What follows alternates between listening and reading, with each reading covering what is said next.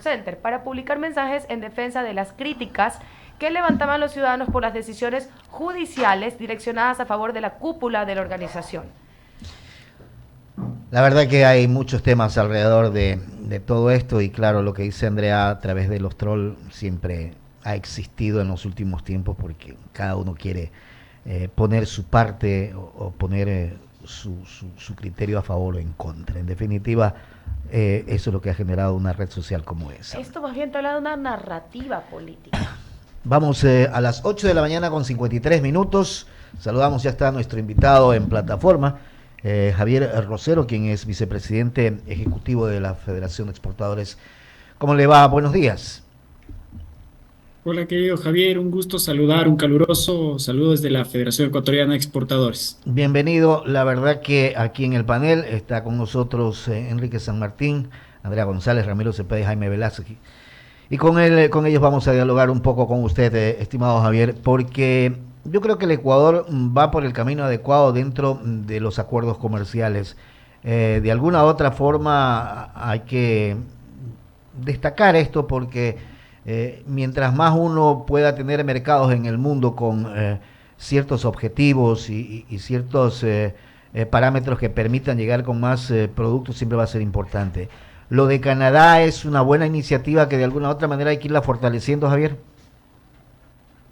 Por supuesto, y aquí quizás es importante retrotraerse un momento hacia cuál es el objetivo macro que debemos perseguir como país. Y usted ya lo había mencionado, Javier.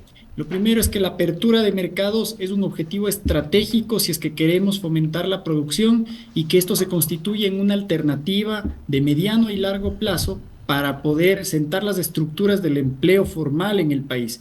Las actividades agrícolas, además que tienen una importante intensidad en el uso del talento humano, son las que más beneficiadas se van a ver en la medida en la que vamos abriendo estos mercados. Allí Canadá tiene un rol muy importante. Primero, considerando que ya tenemos socios competidores que desde hace, en el caso de Chile, por ejemplo, hace más de 20 años ya cuenta con un acuerdo comercial, y en el caso de nuestros socios competidores más directos, que son Colombia y Perú, tienen un acuerdo comercial de hace más de 10 años atrás. Por lo tanto, la brecha que hemos abierto para poder posicionar nuestros productos es bastante amplia. Más aún considerando que Canadá es un mercado que tiene aranceles que están fluctuando entre el 10 y el 25% para productos alimenticios elaborados, pero considerando también que hay algunos productos simbólicos, emblemáticos de nuestra oferta exportable, como el caso de las conservas de atún, algunos elaborados de frutas o flores, que hoy por hoy no pueden competir en las mismas condiciones porque tienen que enfrentar estos aranceles que están por arriba del 10%. Y como ya hemos comentado en este mismo espacio, un arancel de 2 dígitos puede dejar fácilmente fuera de competencia a cualquier empresa, considerando que nuestros competidores son mucho más agresivos en precios, pero si a eso le añadimos que tienen la facilidad de entrar sin aranceles, teniendo un marco de reglas claras con los canadienses, que además son clientes que les gustan las relaciones previsivas de largo plazo, y ahí el acuerdo comercial jugará un rol fundamental.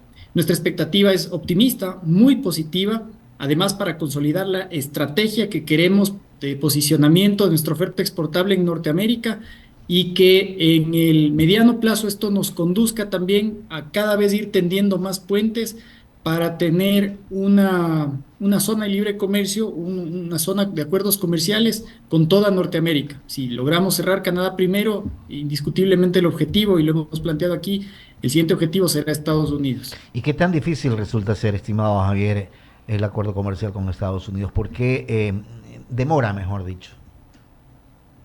Bueno, en los últimos años, la política comercial de Estados Unidos en realidad no ha estado enfocada a suscribir acuerdos comerciales. Uh-huh. Y esto es lamentable, Javier, porque el Ecuador perdió la oportunidad allá por el año 2000, 2005, Uh-huh. 2006, de poder suscribir el acuerdo comercial del cual ya son parte Colombia y Perú desde ese año. Y claro, en todo ese tiempo la oferta exportable de nuestros competidores se ha ido expandiendo, se ha ido diversificando, mientras que la nuestra pelea día a día. Las empresas ecuatorianas cada vez van sintiendo cómo las posibilidades en el mercado estadounidense se van cerrando porque los aranceles empiezan a asfixiar la posibilidad de competir en un mercado además que sigue siendo el mercado más grande del mundo, sigue siendo un mercado dinámico, pero por ahora estamos enfocados en la iniciativa, esta ley IDEA, que en Estados Unidos no es otra cosa que un esquema unilateral en el que el Ecuador podría beneficiarse casi en toda su oferta exportable, mientras allanamos el camino, tendemos los puentes para poder converger a un acuerdo comercial. Siempre la visión con Estados Unidos va a ser tener un acuerdo comercial, pero lo peor que nos puede ocurrir ahora es no contar con ningún instrumento que proteja a nuestros productos, porque recordemos que no tenemos ATPDA desde el año 2013. El sistema generalizado de preferencias, que cubría alrededor de un cuarto de todos los productos que enviamos a Estados Unidos, ya no se ha renovado por 3 años consecutivos. Por lo tanto, el Ecuador no cuenta con ningún tipo de esquema de cobertura que le permite ingresar preferencialmente, pero claro, si nos comparamos los otros socios comerciales que introducen los mismos productos que nosotros tenemos, pero por supuesto con menor calidad, pero con menor precio, están beneficiándose de esas ventajas arancelarias. Parece mentira que en el 2005, más o menos, como usted bien señalaba, Javier, estuvimos a punto de firmar, pero la política siempre mete la mano y ahí está el problema. Le digo porque yo seguí muy de cerca el tema de esas negociaciones que se venían desarrollando con el acuerdo comercial con Estados Unidos. Andrea González va a continuar con el diálogo. Buenos días, ¿cómo vamos? Qué gusto saludarte. ¿Cómo La propia estamos? Andrea, un gusto saludar. Estaba un poco revisando los números entre las exportaciones e importaciones de Canadá, un poco basándome en la pregunta del tema de hoy. Y bueno, según la os.world, que es una de las páginas que lo pone en un formato un poco más dinámico como para millennials, habla de que en el 2022 Ecuador exporta a Canadá 449 millones, principalmente en minerales de metal precioso, o sea, 125 millones de esos son de metal preciosos, y a su vez Canadá le exporta a Ecuador, o Ecuador importa de Canadá 568 millones, de los cuales 320 millones vienen a ser trigo. De los principales componentes que nosotros importamos de Canadá, corrígeme si me equivoco, vendrían a ser trigo y legumbres, es decir, lentejas. Mucha gente desconoce que la gran mayoría de lentejas que consumimos en Ecuador provienen de Canadá. ¿Hay alguna manera que esto se abra a cosas un poco más tecnológicas, a cosas que tal vez no compitan con las cosas del agro del Ecuador, o cómo ves que eso se puede proteger en un tratado de libre comercio?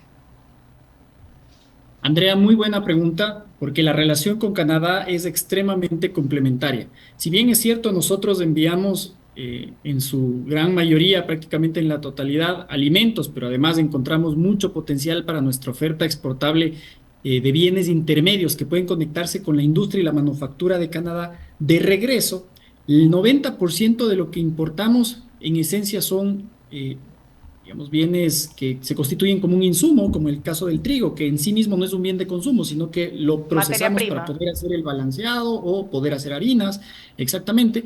Y en otros casos es maquinaria. Hay maquinaria eléctrica, hay aparatos médicos incluso, hay elaborados de plástico que le sirven como empaque aquí a la propia industria. Entonces, nuestro nivel de complementariedad es extremadamente alto con Canadá. Ciertamente, entre los cereales que se importan, el 99% es trigo y apenas el 1% es lenteja o los derivados de o legumbres, estos por gránulos. así decirlo, claro. Para la menestra, imagínense, las menestras de lentejas son canadienses. Mucha gente desconoce eso, pero es un dato curioso porque el propio clima también, o en realidad el nombre correcto es tiempo que tiene Canadá, le permite tener estos grandes espacios como los que se conocen en Estados Unidos, donde se siembra.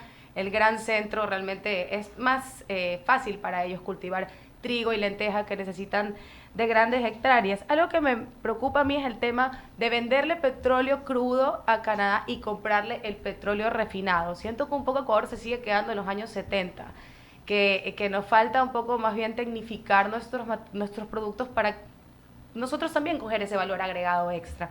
Dentro de los números que vemos aquí, Ecuador le vende a Canadá 118 millones de petróleo crudo y le compra 127 millones de petróleo refinado.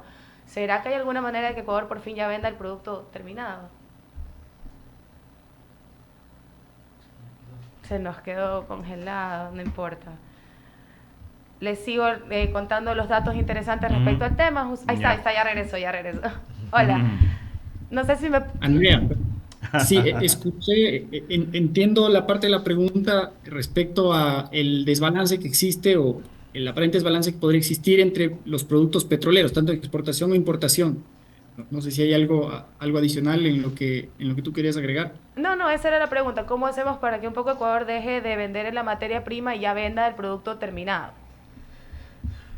Aquí hay un punto importante y cierro la anterior idea y me permite conectar esta parte petrolera. Primero porque el objetivo del país tiene que ser superar esa dependencia petrolera. Pero claro, la dependencia petrolera no solo puede ser vista desde el punto de vista de la exportación del crudo como tal, sino también de cómo esos productos de refinación que necesariamente el país tiene que utilizar pueden en alguna medida ser contrarrestados con el crecimiento de las exportaciones no petroleras, de tal suerte que no estemos sujetos a la volatilidad a la que hemos estado acostumbrados en función de lo que Al ocurre precio con el precio internacional, así internacional es. del crudo. Exactamente. Entonces, aquí las alternativas son cortas, pero podrían ser de alto impacto. Justamente el hecho de que podamos tener un acceso preferencial en un mercado como el canadiense debería permitirnos no solamente profundizar la presencia de los productos que ahora ya están ahí, básicamente están concentrados en camarón, cacao, productos de la pesca que son conservas de atún, una serie de productos agrícolas como frutas, hortalizas, vegetales, pero todavía tenemos uno de los menores niveles de inserción en Norteamérica con el mercado canadiense. Son apenas 200 productos, cuando en realidad el potencial que hemos calculado son alrededor de 2.000 nuevos productos que podrían ingresar al mercado canadiense, porque ciertamente es un mercado pequeño, pero es un mercado con una alta capacidad de consumo que Así es es. mucho más exigente en términos del tipo de alimento que necesita. Volvamos al tema petrolero. En el tema petrolero, como decía, lo importante es que podamos revertir esa relación en la cual el balance comercial que tenemos con Canadá esté marcado en prácticamente un tercio por las exportaciones de petróleo. Y allí el techo que hemos encontrado es que las exportaciones no petroleras no pueden crecer mucho más que lo que va creciendo el valor exportado de crudo de petróleo porque seguimos con los mismos productos con los cuales la competitividad que tenemos que enfrentar por el problema arancelario ya no da más, Ujú. mientras que los otros competidores, como yo decía hace un momento, siguen expandiendo, siguen restándonos espacio porque tienen mucha más flexibilidad por el acuerdo comercial. Entonces, claramente, esta realidad se tiene que revertir, lo cual no quiere decir que tengamos que dejar de exportar petróleo a Canadá, pero sí empezar a cambiar la relación para que podamos tener 5-1, 6-1 lo no petrolero versus lo petrolero, porque al final del día eso también va a significar que las importaciones que tenemos van a seguir siendo de tecnología, que son empresas que van a empezar a encadenarse con Canadá para poder exportarle al propio Canadá, pero en términos de maquinaria, bienes de capital, bienes intermedios. Así es, y creo que es importante también recalcar que alrededor de 46 millones de exportación corresponden a granos de cacao, que como bien y con mucho cariño le decimos la pepa de oro, y como nos has recalcado, ese precio Hoy no más que tiene nunca. un techo. Es más, se espera que siga subiendo. En el caso del petróleo, pues estamos atados de manos. Recordemos que Ecuador se rige con el WTI, que es uno de los petróleos de menor calidad porque son pesados y ácidos, a diferencia del dulce y ligero, que es el más apreciado. Entonces creo que se abre la puerta para que nuestros productos de calidad y reconocidos, que no tienen un techo, que no necesitan de una refinería fantasma para que podamos refinar el petróleo, se puede abrir justamente para esa creación de empleos que tanto se necesita, ¿no? Le cedo el paso, chicos, a Jaimito, que está listo para preguntarte. Realmente es un tema del que yo me podría quedar hablando horas, pero ya me sacaron la tarjeta amarilla y bueno, meterle ñeque, como decimos acá. Gracias, Andrea. La verdad es que tenemos aquí a Javier Rosero y pues obviamente una de las cosas que muchos ecuatorianos piensan es, estamos firmando una serie de tratados internacionales que nos abren las puertas para comercializar. Y la pregunta, más allá de que son oportunidades, la pregunta es, ¿estamos preparados para eso? Porque la verdad es que mucha gente intenta salir adelante, pero todo va en contra. O sea, todos los bloqueos que uno encuentra internamente es complicado. Los costos son altos, la burocracia es o sea, los trámites para poder exportar son complicados. Y pues todos estos bloqueos hacen que en un momento dado seamos ineficientes en el momento de poner nuestros productos en el mercado internacional. ¿Cómo ves tú esta oportunidad y el análisis interno que permita, pues, obviamente, llegar a nuevos mercados? Este es un muy buen punto crítico porque hay que hacer una radiografía al interno de lo que efectivamente nos va a permitir aprovechar los acuerdos comerciales. Y yo coincido plenamente en que hay muchos nudos que tenemos que desatar en este momento para que el acuerdo comercial, que no es otra cosa que un instrumento, no es un fin en sí mismo, esto permite facilitar el camino hacia mayores oportunidades de exportación, pero si nosotros nos ponemos el pie a nosotros mismos justamente con la sobrecarga que va deteriorando la competitividad, me refiero que puede ser sobrecarga regulatoria, puede ser sobrecarga tributaria, puede ser un tema que en el ámbito financiero nos aleje de tener un apalancamiento competitivo para poder competir a nivel internacional, incluso en términos de liquidez y poder aprovechar el acuerdo comercial, va a ser prácticamente muy complejo que podamos profundizar esas oportunidades. El Ecuador se ha abierto mercados aun cuando no necesariamente hemos logrado contar con estos instrumentos, pero eso no quiere decir que sin los instrumentos del Ecuador puede seguir creciendo. El caso de Canadá, particularmente, es un claro ejemplo de cómo estos productos emblemáticos han logrado introducirse, pero no van a lograr expandirse más si no logramos derrumbar esas barreras arancelarias y pararancelarias. Ahí vamos a necesitar, y hoy más que nunca el Ecuador, por la situación que está atravesando, un apoyo que complemente el acuerdo comercial. En dos ejes, el interno sí, porque hay que trabajar muy fuerte, y yo asumo así la pregunta, Jaime, extremadamente fuerte en la competitividad interna, en Ujú. cómo vamos haciendo más fácil el camino para la empresa en general. Por supuesto, al representar a los exportadores, me interesa que el ejercicio de la exportación sea mucho más fluido, sea mucho más dinámico, pero no me sirve que solamente el de la exportación sea más fluido y más dinámico si el que importa los insumos que yo necesito para producir y exportar tiene un camino también plagado de aranceles, de trámites, porque eso redunda en mayores costos para mí también. El acuerdo comercial institucionaliza justamente esa parte que permita que todo el comercio internacional se vaya dinamizando y vaya generando. Otro componente que no quiero dejar pasar y me quedó sonando a raíz del último comentario de Andrea y lo conecto con su pregunta, Jaime, es que aquí hay un componente social. Ciertamente, Jaime decía en la pregunta sobre cómo el entorno político probablemente puede reaccionar ante toda esta serie de acuerdos comerciales que vamos teniendo. Y en el país en este momento no hay una mayor urgencia que poder generar empleo para dar una opción que formalice a todas aquellas personas que en este momento en condición de vulnerabilidad podrían ser susceptibles de formar parte de grupos de delincuencia organizada.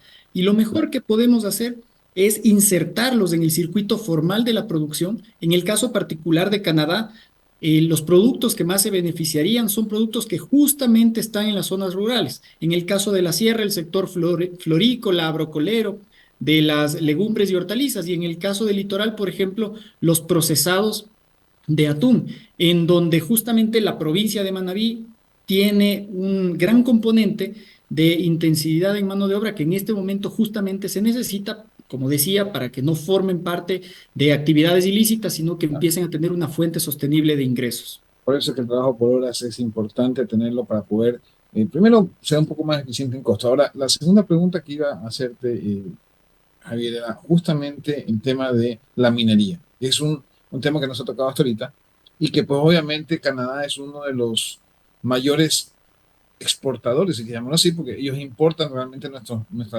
una cantidad de insumos de las minas.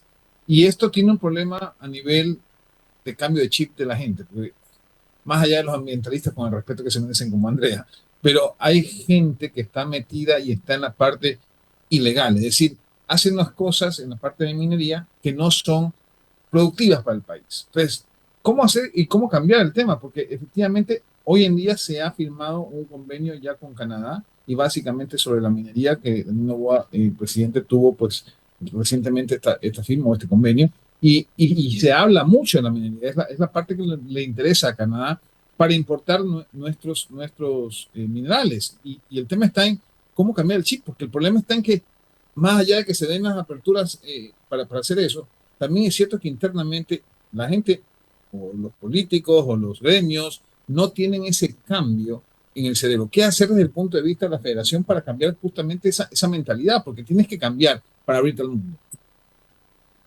Esto tiene un antecedente, Jaime, y es que de algunos años atrás Aquí se satanizó la posibilidad de captar inversión extranjera que además contenga estándares responsables, sobre todo cuando son actividades que pueden tener un impacto ambiental importante.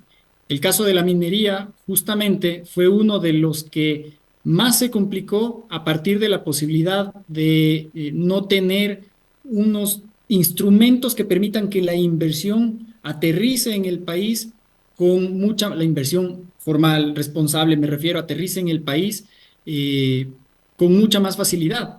Parte de una de las preguntas de la consulta y que fue justamente propuesta por los gremios empresariales del país del presidente es que podamos rever este absurdo condicionante que no permite que la inversión pueda tener una cancha neutral para poder hacer que nuestros socios comerciales, por ejemplo, se interesen en firmar contratos de inversión, no solo con el gobierno, sino me refiero a contratos de inversión privada también aquí en el país.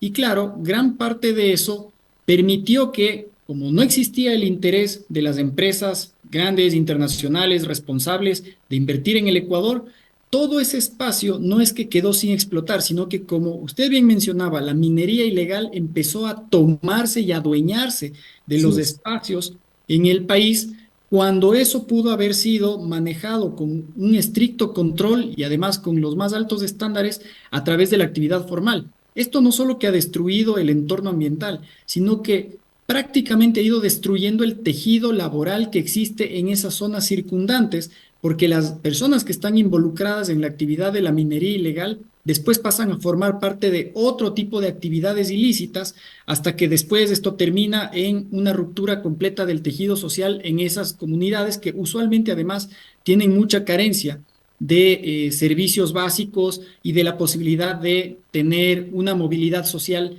hacia arriba. Es justamente lo que tenemos que revertir y cambiar a través de las actividades formales. Por lo tanto, nosotros sí tomamos como una buena noticia el hecho de que el presidente haya logrado captar la atención y haya logrado tener el compromiso de las empresas canadienses formales, grandes, que además se han caracterizado, no aquí en el Ecuador solamente, sino a nivel internacional por tener unos estándares de manejo ambiental bastante Muy más amplio. estrictos. No quiero decir con esto, y no soy experto en el tema, pero entiendo que toda actividad productiva siempre genera un impacto ambiental.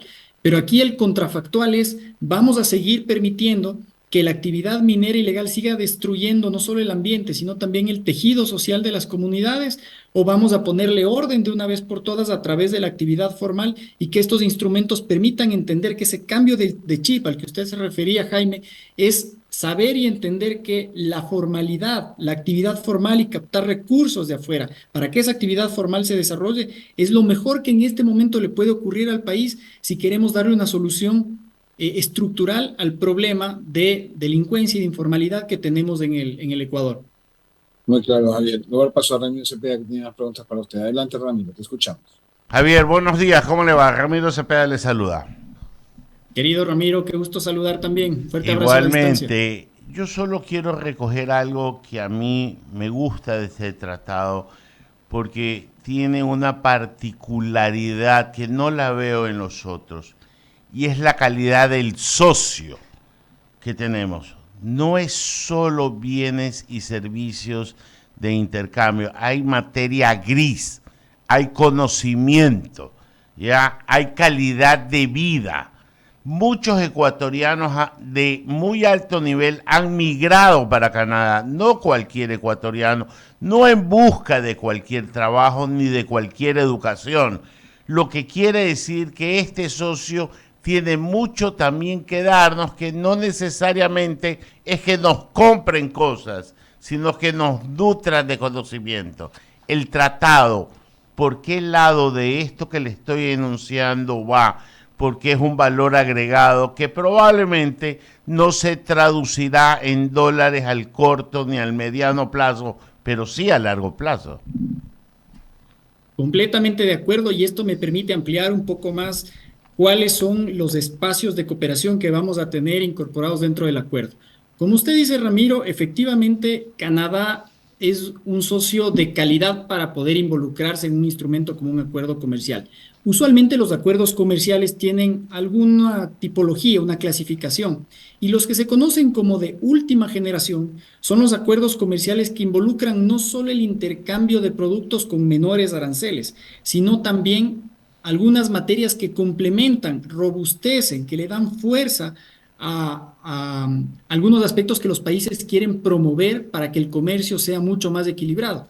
Comercio electrónico, el hecho de impulso a las MIPYMES, equidad de género, respeto a los estándares ambientales, respeto a estándares laborales, que permiten que en alguna buena medida todos los compromisos que van asumiendo los países, más allá de reducir los aranceles, justamente permitan crear espacios para que, por ejemplo, tengamos transferencia de tecnología. Todo esto está capturado dentro de la primera iniciativa, porque las negociaciones aún no han iniciado, se esperaría que iniciemos seguramente en las primeras semanas del mes de abril, pero hasta donde nosotros hemos logrado avanzar es acordar con Canadá que necesitamos un capítulo de cooperación en donde hay justamente esa transferencia de lo que se conoce como el know-how, es decir, todo ese conocimiento implícito, subyacente que se encuentra más allá del mero intercambio comercial, es parte de lo que nosotros necesitamos porque Canadá tiene una tradición de tecnología, o más bien, de cómo hacer más tecnológica la producción, particularmente agrícola. Todo lo que está vinculado a darle mucha más eficiencia y productividad a las cadenas de actividad agrícola, Canadá ha tenido, bueno, y es natural porque tiene el socio más grande del mundo, unos kilómetros más al sur, pero ha tenido una tradición bastante importante y nosotros creemos que podemos acoplar esa tecnología hacia acá al Ecuador, fomentando justamente ese acceso para las pequeñas y medianas empresas que son las que en principio más se van a tener que beneficiar de este acuerdo comercial porque más difícil se les hace hoy poder ingresar a un mercado, como usted decía, de tanta calidad, tan exigente, si es que no le damos ese empuje y ese impulso. Tanto es así que nosotros hemos tenido, y esto vale la pena comentarlo como parte de una de las primicias, tuvimos junto con nuestro presidente ejecutivo una reunión hace un par de semanas con el embajador de Canadá en el Ecuador, y parte de lo que nosotros le mencionábamos fue justamente su comentario, Ramiro. ¿Cómo podemos hacer para que toda esa tecnología y ese conocimiento canadiense pueda venir también a través de asistencia técnica a este grupo de empresas que tiene mucho potencial, que puede tener un alto impacto en mejorar sus eficiencias, en ser mucho más intensivo en la capacidad de contratación, pero que hoy por hoy le falta ese pequeño paso para elevar esos estándares? El embajador de Canadá ha tenido la mejor predisposición para poner a las órdenes una vez que empiece la negociación toda esa transferencia de ese conocimiento a través de la expertise que tienen los canadienses. Entonces esto abre oportunidades que efectivamente van más allá del mero intercambio. Si le paso a Andrea que se le quedó alguna pregunta en el tintero. Sí, una pregunta un poco sacando el tema que tú también acabas de tocar en la anterior pregunta. Hay como, de alguna manera, las mineras canadienses que ya trabajan algunas en Ecuador y las que vendrían a trabajar, inviertan en un sistema de denuncias de minería ilegal para que pueda tener acceso a las comunidades. Como bien dices, tanto la minería legal mal manejada como la minería ilegal son grandes responsables de la imagen que se tiene de la minería y es importantísimo que se le den los lugares apropiados a aquellos que manejan bien las cosas. ¿Hay alguna manera de que Canadá nos ayude como Ecuador a controlar el tema de la minería ilegal, empoderando justamente las denuncias? Bueno, aquí dos temas, Andrea. La primera, yo como federación no necesariamente quisiera involucrarme tanto al nivel de detalle en la parte minera. Te entiendo La Cámara de completamente, Minería sí, sí. me parece que va a poder ser mucho más asertiva, quiero ser honesto en eso, pero tampoco quiero evadir el tema porque me parece que hay un sentido de responsabilidad que nos convoca a todos. Canadá, como yo mencionaba hace un momento, y el embajador, insisto, fue bastante enfático en esto, tiene mucha preocupación, al igual que nosotros, digo, comparte la preocupación del país de que la actividad minera ilegal además está destruyendo la posibilidad de que mineras legales bajo todos estos controles y además la capacidad de que podamos crear canales, no soy yo el llamado a decir si es que el canal de denuncias o cómo perfeccionamos ese canal es el adecuado, pero sí quiero decir, Andrea, que todas estas posibilidades tienen que estar sobre la mesa, tienen que estar abiertas y desafortunadamente en este momento ni siquiera podemos abrir esas cartas al país porque mientras no tengamos instrumentos, y ya va incluso más allá del acuerdo comercial, esto va a involucrar también cambiar, como decía Jaime hace un momento, el chip de cómo entendemos como país la regulación estable y sostenible en el tiempo para la inversión. Y en esa inversión, en esas regulaciones, poder establecer estos criterios que tú planteas, Andrea, respecto de, ok, ¿cómo vamos a hacer que el contrarrestar la minería ilegal tenga todos estos canales de acción previos, evidentemente, porque no queremos hacer lo que estamos haciendo hoy con la minería ilegal, que es un tema de contención, erradicación, es decir, un Exacto, es efecto como apagar ex post. pequeños incendios, pero en realidad no hay un instrumento mediante el cual la comunidad que está ahí en territorio se sienta lo suficientemente protegida para denunciar. Y siendo Latinoamérica el territorio más peligroso para los activistas ambientales, con mayor muerte por año de los activistas ambientales, creo que hay una oportunidad de trabajar tal vez con los fondos de estas empresas para darle a la ciudadanía esta herramienta de una denuncia en GPS de manera anónima, donde se pueda pues ya publicar un mapa realmente basado en las denuncias de dónde se encuentra la minería ilegal, porque definitivamente es un monstruo con el que hay que luchar, y debo reconocer que como experta en el tema ambiental hay una diferencia entre hacer minería con Canadá y otros países. Hablo específicamente del caso de Ecuador, que tiene la relavera, la segunda piscina de tóxicos más grande del mundo, en la concesión de Ecuacorrientes, de la empresa china Ecuacorrientes, que es justamente una de las más polémicas. En cambio, la tecnología que se utiliza en algunas, no en todas, pero puedo hablar por algunas, de las compañías mineras canadienses, incluso no tienen relaveras porque usan un sistema distinto en el cual se almacenan los desechos en otro tipo de contenedor. Entonces sí es importante el país con el que hacemos la minería, y justamente cómo esos recursos nos ayudan, como tú dices, a defender el tejido social y lo ambiental que está siendo seriamente afectado por la minería ilegal, enemigo común de absolutamente todos, ¿no? Efectivamente, y que después termina traduciéndose, Andrea, en seguir inflando, porque uno a veces cree que son actividades aisladas, es decir, uno piensa que la minería ilegal se concentra solo en minería ilegal, pero en realidad no se da cuenta que está estrechamente conectada, por ejemplo, con trata de personas, con desaparición de personas, con ruptura de los núcleos familiares. Entonces, todo esto va ensanchando toda esa actividad ilegal, y después enfrentarse con el monstruo con el que el presidente y la sociedad ecuatoriana en general hemos decidido enfrentar en este momento, va tomando mucha más complejidad. Así que completamente de acuerdo, y lógicamente esta no es una solución inmediata, pero creemos que vamos sentando las bases para cambiar la estructura productiva del empleo, de las oportunidades, del tejido ambiental, social, productivo en el país. Oportunidad de oro para exportar lo que mejor tiene Ecuador, sus productos realmente reconocidos: camarón, banano, cacao. Se lo paso a Ramiro, que está listo para continuar. Gracias, porque esta última pregunta fue un chorrototo de preguntas, pero no hay problema. Nuestra mujer estrella aquí en la mesa. Muchas gracias por la entrevista, muy clarificada, y en verdad esperemos que lo que esperamos de Canadá termine siendo lo que en realidad recibamos. Que tengas un buen día. Muchísimas gracias, Ramiro, y a todos ahí en el panel. Un fuerte abrazo. Nos vemos pronto. Gracias. Javier, ¿tiene un saludo usted? Sí, gracias a Javier Rosero, quien es